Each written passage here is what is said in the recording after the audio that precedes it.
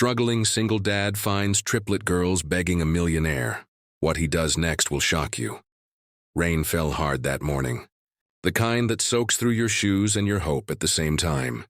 Ethan Cole, a 35-year-old single dad, hurried down the sidewalk clutching his jacket against the cold wind. He was late, again, for the construction job he'd been fighting to keep since layoffs started. His bills were stacked higher than his courage these days, and every dollar mattered. Then through the blur of rain and rush hour chaos, he saw them. 3 little girls, triplets, maybe 8 years old, standing barefoot by the entrance of a luxury hotel. Their matching blue coats were threadbare, their hair tangled. One held a cardboard sign that read, "Please help. Our mom is sick. We just need food." Ethan froze. A black SUV idled nearby, its tinted window rolling down to reveal a man in a suit, one of those people who wore wealth like armor. The man looked at the girls, then at the sign, and rolled his window back up. The SUV pulled away. Ethan clenched his jaw. He didn't have much, but he had something. He jogged over, kneeling down so he wouldn't tower over them. "Hey, sweethearts. Where's your mom?" The smallest one sniffled. "In the alley. She's sick. We just wanted to buy soup." Ethan's heart cracked. He glanced at the fast food bag in his hand, the lunch he'd packed for himself and his son.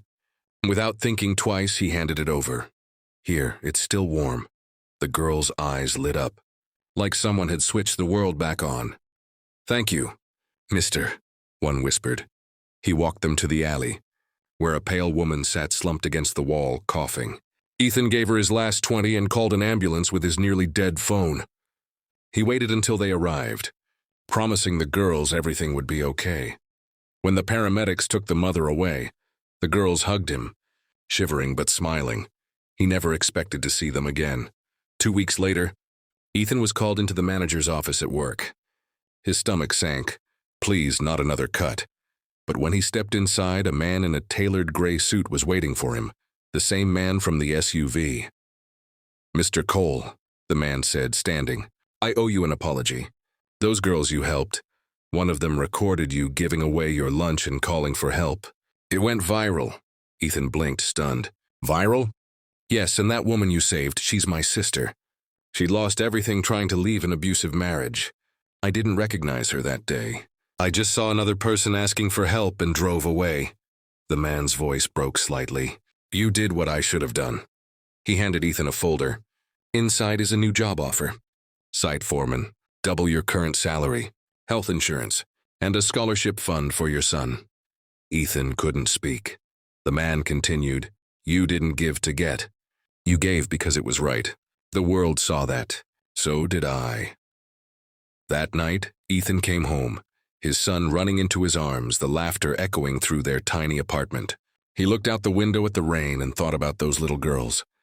How a single act of kindness had turned his worst day into a miracle.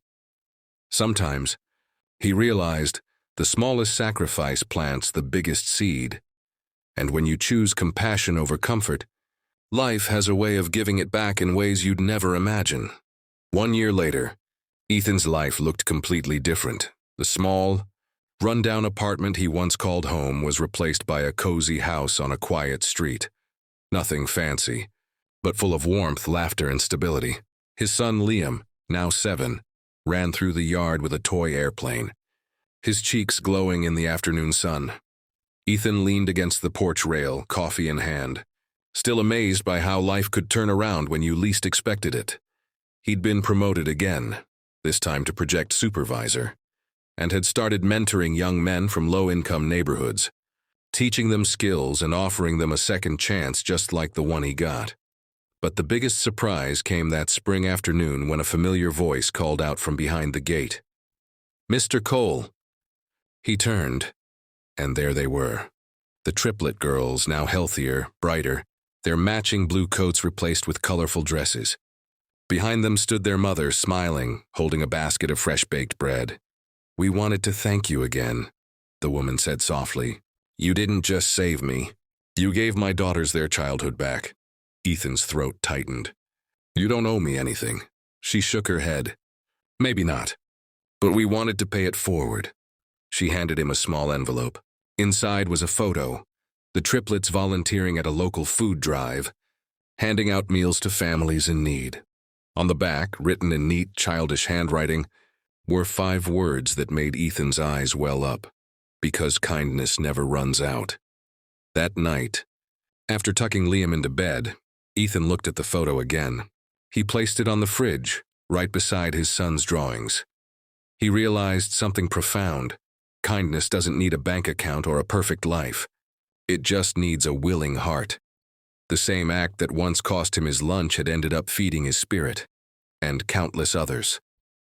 Final narration, emotional outro. Sometimes, we think miracles are giant, glowing moments that fall from the sky. But maybe they start in smaller ways.